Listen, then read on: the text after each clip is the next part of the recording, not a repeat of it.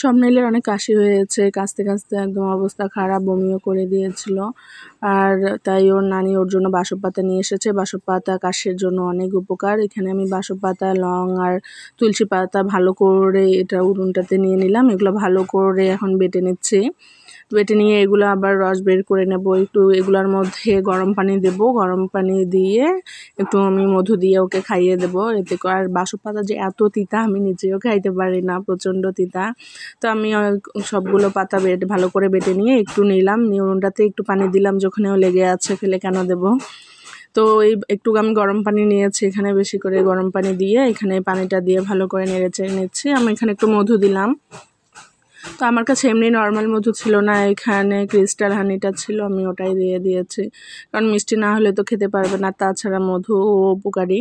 তো ভালো করে একটু বেশি করে মধু দিয়ে স্বপ্নাইলকে দিলাম। ওকে বলছি তুমি যদি খাও তাহলে তোমাকে মজা নিয়ে দেবো। তো তাই ও সবগুলোই খেয়ে নিল। এই 1 কাপের মতো করে দিয়েছি, তো ওগুলো ও খাচ্ছে।